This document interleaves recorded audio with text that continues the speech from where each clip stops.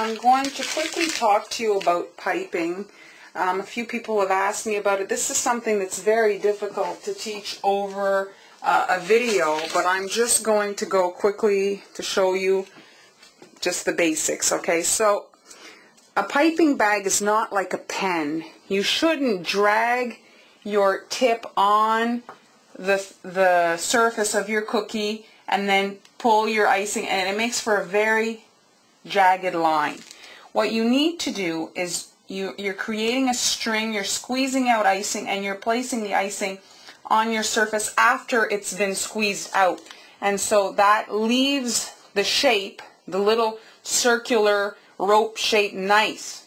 So when you're doing loose things, let's say, here I'm letting out my string, and you can just guide your hand and slowly place these strings into position. If you try to stay right over the spot where it's never going to be as smooth because you're trying to control it too closely. You have to let the string do the work. I'm going to show you on a cookie here. So I'm just going to do here a little bit of a kind of a heart shape at the top of the bodice on this corset cookie. And then see, I'm lifting off, and even though I'm shaking, it's still landing straight on the cookie. And again now here, lifting off, just guiding my hand so that the string sets on the cookie nicely. Now here, I want to do some lace. So when I know my string has to end, I stop squeezing. So I squeeze out the length that I need, place it, and move on to the next section. Here at the top, I'm squeezing out a section. It's touching that other rope, it glues there. Squeeze out another section, it touches, glues there, and there we go. You see, I'm off of the cookie, I'm not touching it. When you see these jagged piped lines, it's because you're trying to stay too close to your cookie. Now here, I'm going to do another line for the breast area of the corset.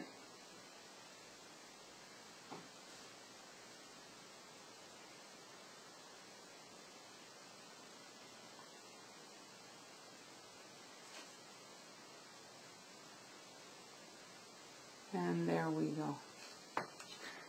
And when I fill this in the sections again with the quilting, it will give it a little bit of dimension. Here I can do a little dot to give the lace effect.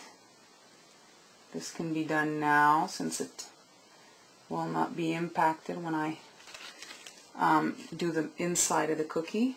Here I'll do some dots on the edges here. Sure, many of you have this cutter. I've seen it many times on the internet. This is actually my design, this cutter. Copper Gifts sells it. It's one of my first cookies from a million years ago.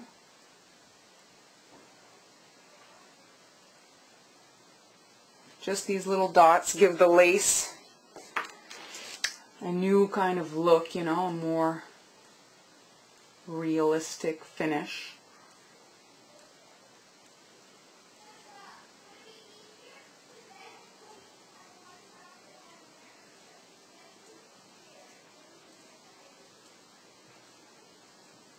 I didn't leave as much space on this top part for my dots, so I'm having more trouble with them. They can be very random, it doesn't have to be perfect. And there we go.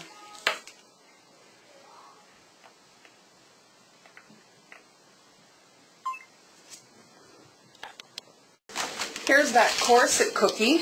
So I've flooded those areas, and I'm having trouble today with potholes, with craters. So this particular, the two areas there, I passed a toothpick through, because the previous cookie that I did, I had terrible holes.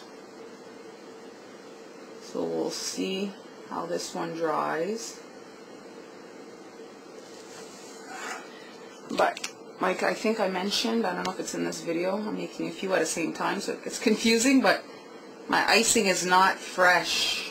I save my icing when I'm done a job, and I put it aside for when I'm doing videos, because often when I'm making a video for you guys, I'm only doing 1 or 2 cookies. So if I make a batch of icing, it ends up in the trash, and since these cookies, nobody's going to be receiving them, I'm less concerned about how they dry. And so here I'm just running the toothpick around to see if I can make the icing sink to avoid my pothole situation. And now here I'm going to just flood the center part of the cookie.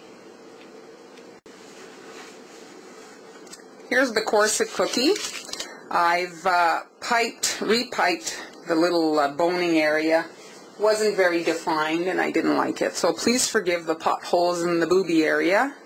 And we're just going to finish this off. I'm thinking I will do the same type of like lace that I did on the top and the bottom up the side here.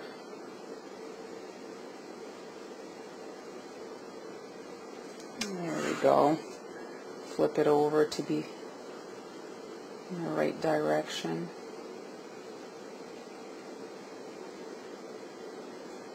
And there we go. And I will lace up my corset.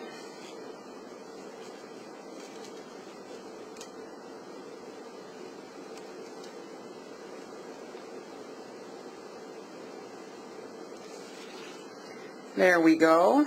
And thinking a bow, but I think there's too much lines, and they'll just, you know, they'll just be made invisible.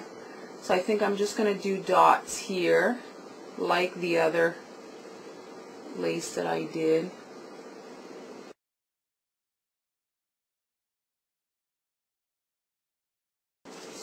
Leopard print always intrigued me on cookies, but I don't know, there's something about it that was kind of like making me not try it. And then I found this umbrella. This is just the case for it. And all of a sudden, I could see it in icing.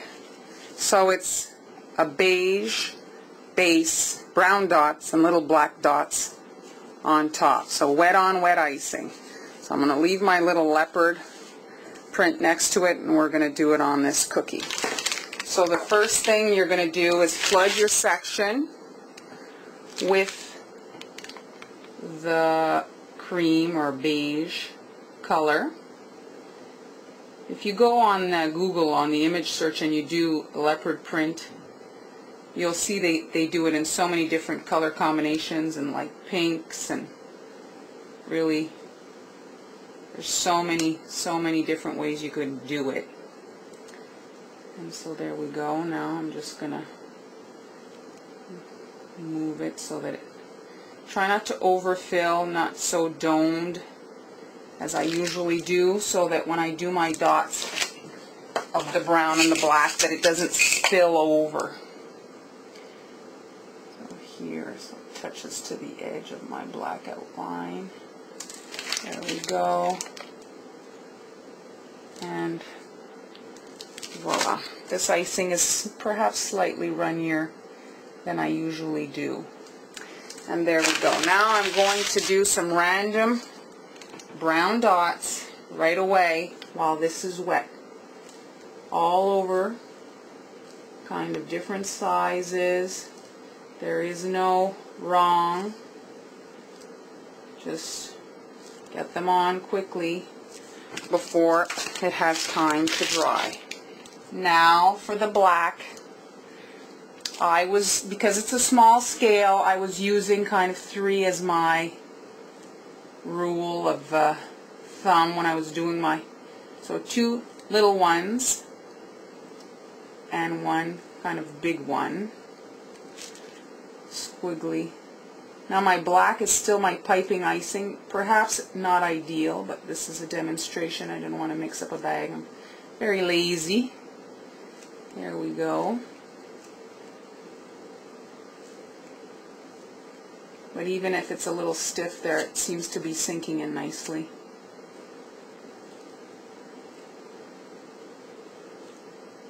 And the thing that's great about this is there's no wrong. There's no rule here. You just do it the way you want to do it.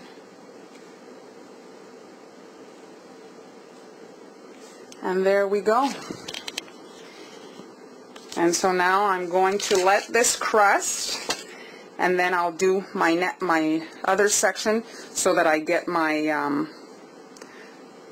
my crack here, my crevice to bump so that it looks like the boning of my corset.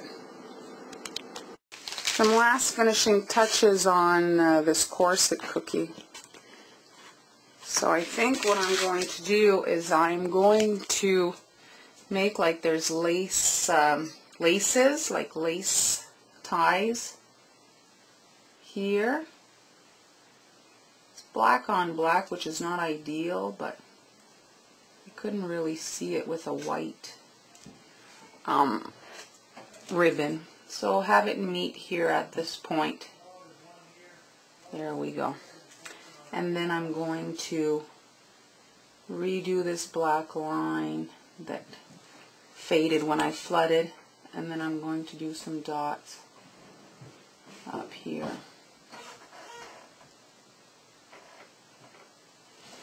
And then on this side, same thing.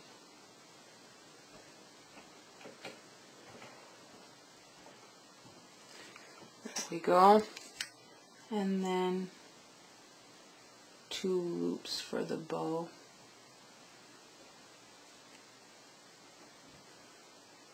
And there. I don't know if you can see that. A little finishing touch.